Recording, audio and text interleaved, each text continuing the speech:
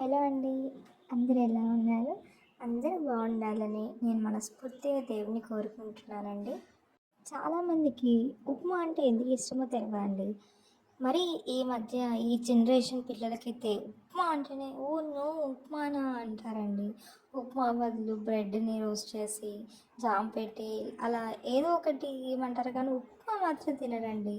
కానీ నేనైతే చాలా ఇష్టంగా తింటానంటున్నా. ఇంకా మా పిల్లలు, మా హస్బెండ్ కూడా చాలా బాగా తింటారండి. నేను వేరే స్టైల్‌లో చేస్తానండి. రెగ్యులర్‌గా జోరు జోరుగా కాకుండా ఇలా గుల్ల గుల్లగా ఉప్మా చేస్తే చాలా టేస్టీగా ఉంటుందండి.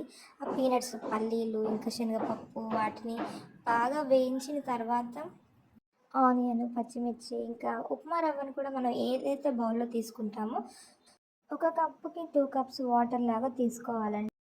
తాలింపు అయిన తర్వాత ఉప్మా రవ్వను కూడా ఆ తాలింపులోనే వేసి లో ఫ్లేమ్‌లో ఈ ప్రాసెస్ అంతా లో ఫ్లేమ్‌లో జరగాలండి. అలా చేస్తే అడుగంటదు ఇంకా మాడిపోకుండా మంచిగా టేస్ట్ ఉంటుందండి. ఉప్మా రవ్వను కూడా మంచిగా మగ్గనివ్వాలండి. మగ్గిన తర్వాత సాల్ట్ వేసిన తర్వాత ఆ ఉప్మా రవ్వ అనేది పచ్చి వాసన పోతుందండి. ఎంత మగ్గితే అంత. ఒక 1 మినిట్ చాలండి. తర్వాత ఒక బౌల్‌కి 2 బౌల్ వాటర్ తీసుకున్న తర్వాత అందులో పోయాలి.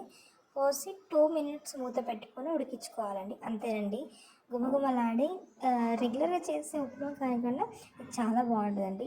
నేనైతే కొత్తగా మా ఇంట్లో పెట్టిన ఆవకాయ పచ్చడి, అదే మామిడికాయ పచ్చడి అంటారు కదండీ తెలంగాణలో అయితే. మామిడికాయ పచ్చడితోటి తింటానండి ఉప్మా అయితే. రెగ్యులర్‌గా మా పిల్లలైతే చట్నీలేం తినరండి. నాకైతే మామిడికాయ పచ్చడి ఇష్టం. చాలామంది మామిడికాయ పచ్చడి కానీ, ఇంకా టొమాటో పచ్చడి ఇలా పచ్చళ్ళలో తింటారండి ఉప్మానైతే. అంతేనండి. ఈరోజు ఉప్మాతో నా డే స్టార్ట్ అయిందండి. Thank you.